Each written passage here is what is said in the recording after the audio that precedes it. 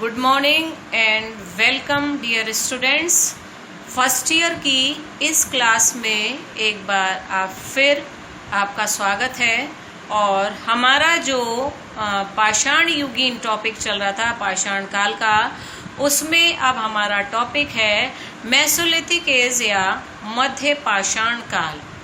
पत्थरों के इस युग की जानकारी या पत्थरों के इस युग का इतिहास वो विभिन्न टॉपिक्स के माध्यम से आपको पढ़ाया जा रहा है जो आपके सिलेबस में है।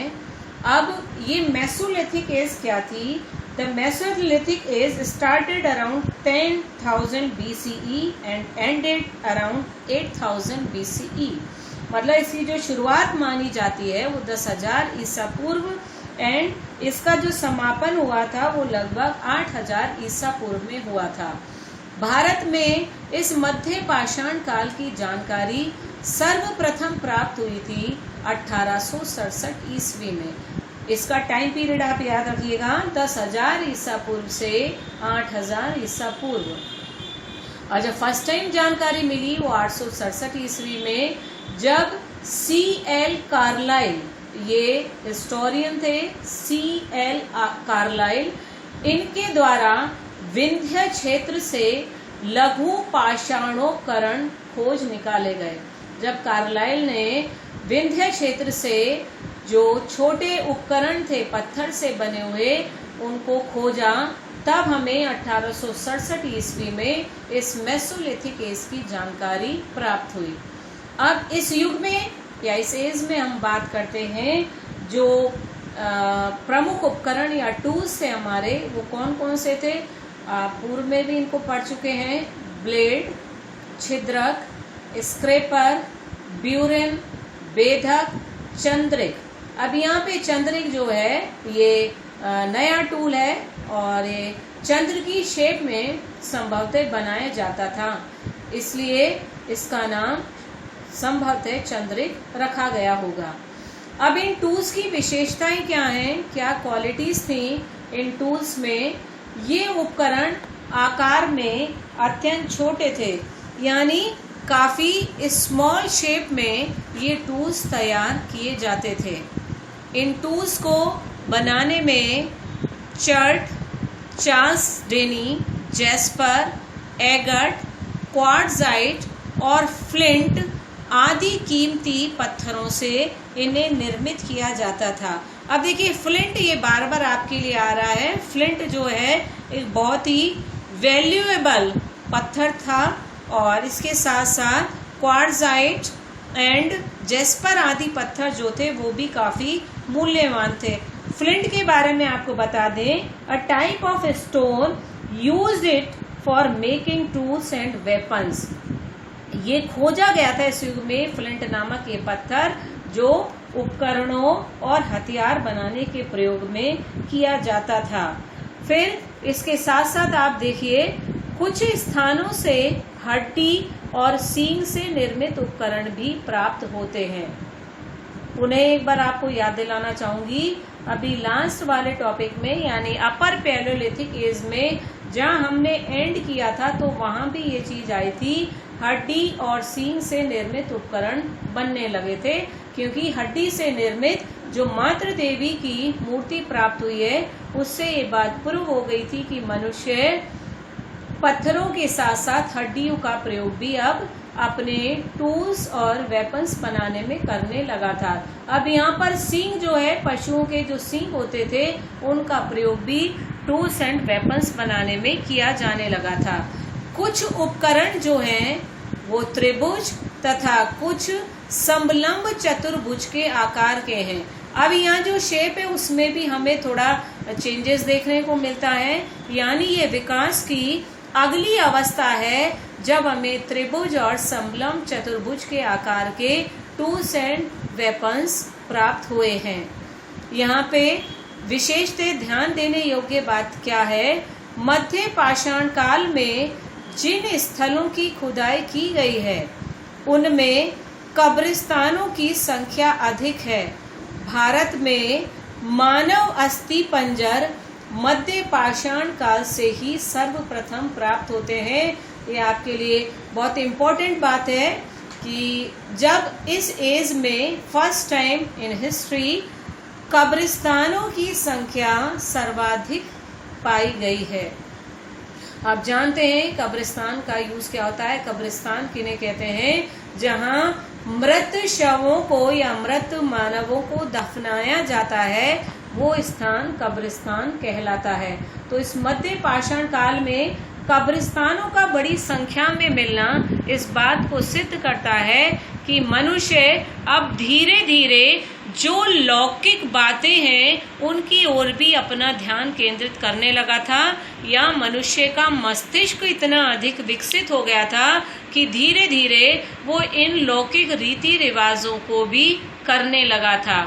पहले ऐसा हो सकता है कि मरने के बाद मनुष्य को वहीं पड़े रहने दिया जाता हो या किसी नदी अदी में बहा दिया जाता हो, लेकिन अब उसको इन अ प्रॉपर वे उसको ब्यूराइड किया जाता था या उसको दफनाया जाता था।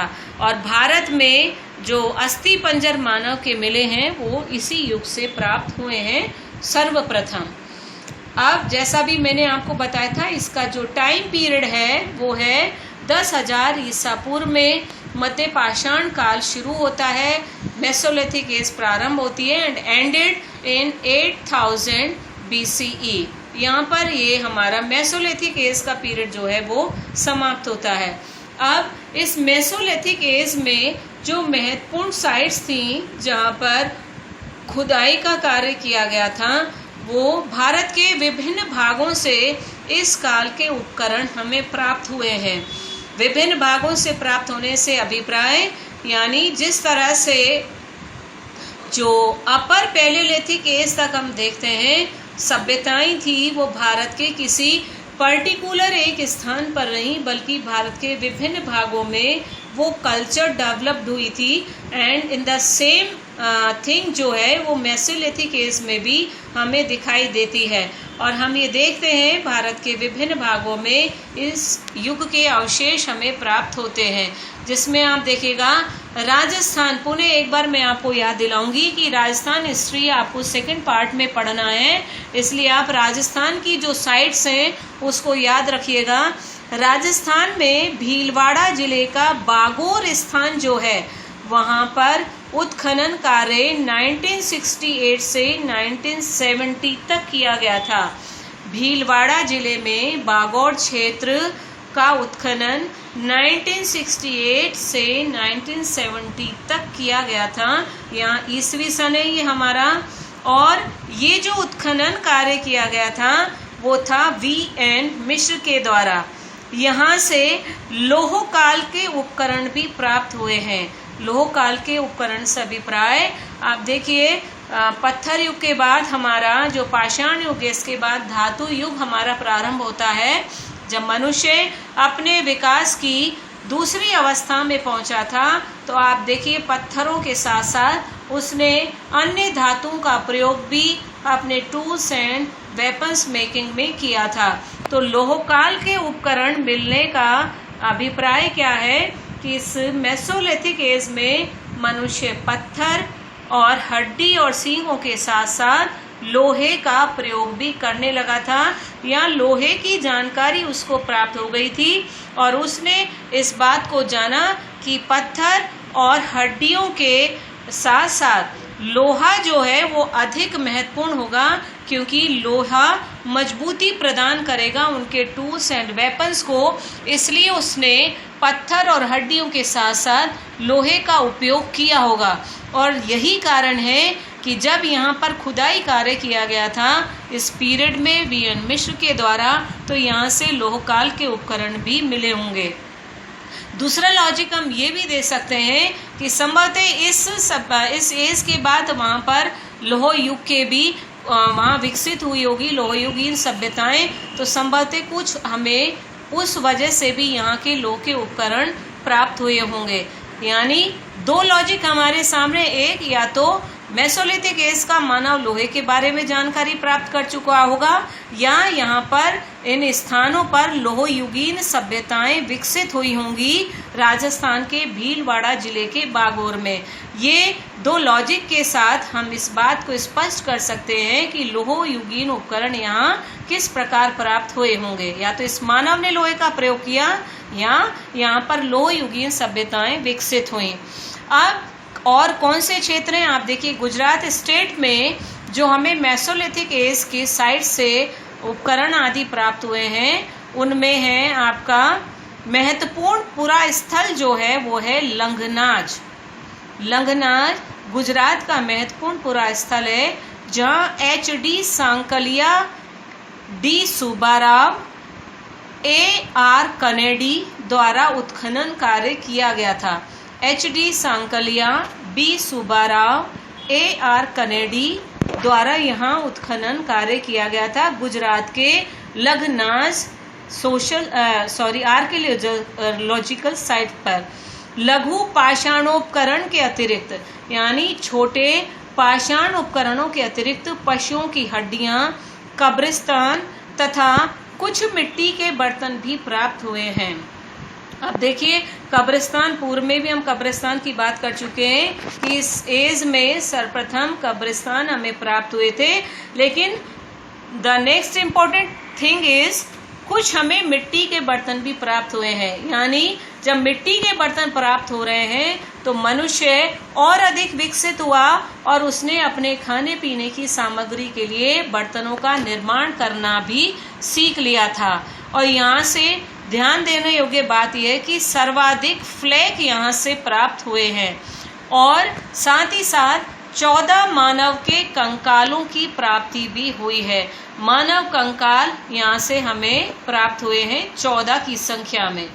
अब इसके बाद अन्य महत्वपूर्ण हमारा आंध्र प्रदेश में नागार्जुन कोंड, गिद्धलूर, रेनीगुंडा प्रमुख साइट्स हैं जहाँ पर उत्खनन कार्य करके मेसोलिथिक एज के टूल्स एंड वेपन्स प्राप्त किए गए हैं। अब बात करते हैं कर्नाटका की।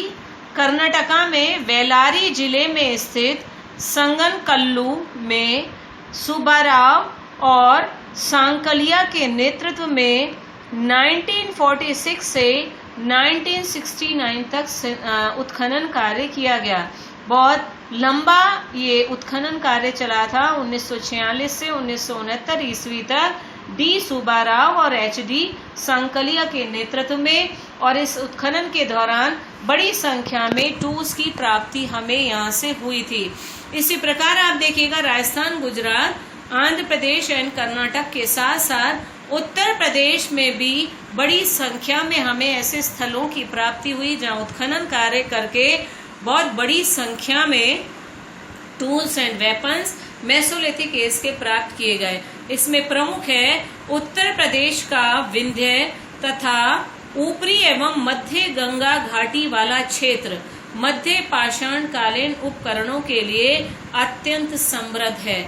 आप देखिए क्षेत्रफल की दृष्टि से यदि हम देखें तो उत्तर प्रदेश का ये जो भाग है, ये जो भूभाग है, इन स्थानों से बहुत बड़ी संख्या में हमें टूल्स प्राप्त हुए हैं और ये बहुत ही समृद्ध क्षेत्र था। इसके अलावा वाराणसी जिले में, वाराणसी ये भी उत्तर प्रदेश में, चकरिया तहसील, मिर्जापुर जिला जो यूपी में ही है, इलाहाबाद की मेजा, करछना तथा 12 तहसीलों के साथ साथ बुंदेलखंड क्षेत्र भी इसमें शामिल किए गए हैं जहाँ से मेसोलिथिक एज के टूल्स एंड वेपन्स प्राप्त हुए हैं। यहाँ पे ध्यान देने योग्य बात क्या है, इलाहाबाद का चौपानी मांडोपुरा स्थल जो है वह 15,000 वर्ग मीटर क्षेत्र में फैला हुआ है। यानी इस पूरा स्थल जिसका उत्खनन कार्य किया गया था, इसका आकार 15,000 क्षेत्र में फैला हुआ है। यहाँ से बड़ी संख्या में पेबुल आदि उपकरण हमें प्राप्त हुए हैं। उपकरणों का निर्माण चर्ट, चालसीडनी आदि पत्थरों से किया जाता था। और अन्य विशेषता के रूप में यदि हम देखें, उपकरणों के अतिरिक्त खुदाई में झोंपड़ियों के प्रमाण भी मिले हैं। झोंपड़ियाँ आप सभी जानते हैं, झोंपड़ियों का प्रयोग किस रूप में किया जाता था?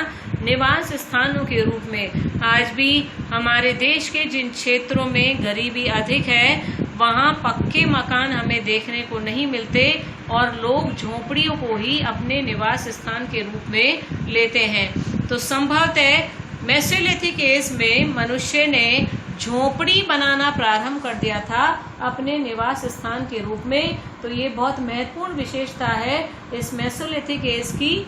और कुछ हाथ से बने हुए मिट्टी के बर्तन भी हमें प्राप्त होते हैं। अब देखिए इस एज में जो पूर्व पाषाण काल है उससे कैसे भिन्नता थी मेसोलिथिक एज की। पूर्व की भांति शिकार पर निर्भरता रही, यानी मनुष्य अभी भी अपना जीवन यापन का जो मुख्य आधार उसने बना रखा था वो था शिकार करना। किंतु जैसे जैसे वह विकसित अवस्था की ओर पहुंचा, कृषि और पशुपालन करना उसने प्रारंभ किया और इसके संकेत हमें मिलते हैं। यानी शिकार के साथ साथ कृषि और पशुपालन के संकेत प्राप्त होते हैं। बर्तन बड़ी संख्या में प्राप्त होने का ये इस बात से अंदाजा लगाया जा सकता है कि शायद छोटा मोटा बर्तन निर्माण उद्योग भी लगाना प्रारंभ किया हो।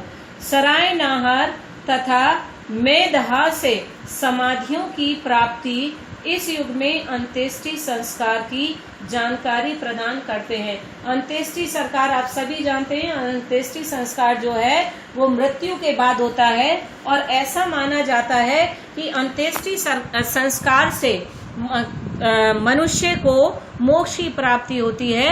यदि किसी मनुष्य का प्रॉपर तरीके से यह संस्कार नहीं किया जाए तो उस आत्मा को शांति नहीं मिलती है।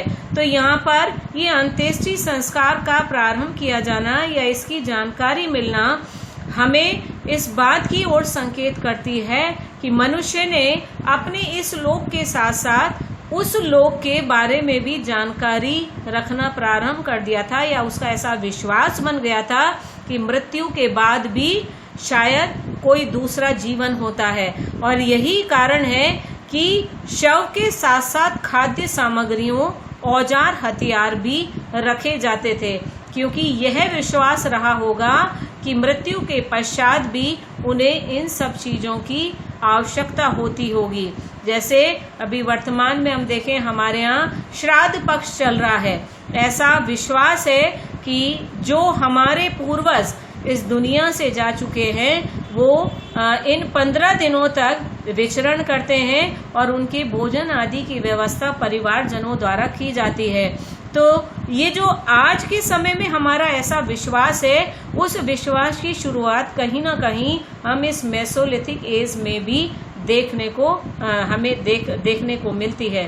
संभवतः यह किसी प्रकार के लोकोत्तर जीवन यानी इस लोक के बाद के जीवन में विश्वास रखे जाने का सूचक है। तो इस तरह से आप देखिए हमारा पूर्व पाषाण काल और मध्य पाषाण काल में विभिन्न विभिन्नताएं हमें देखने को मिलती हैं। मनुष्य दिन पर दिन अपने विकास की ओर अग्रसर हो रहा था। इन पॉइंट्स के साथ आप घर में रहिए, पढ़ाई करते रहिए, और जब भी हम मिलेंगे तो जो टॉपिक्स आपको समझ में नहीं आते उन पर पुनः एक बार हम चर्चा करेंगे। तब तक के लिए have a nice day to all of you.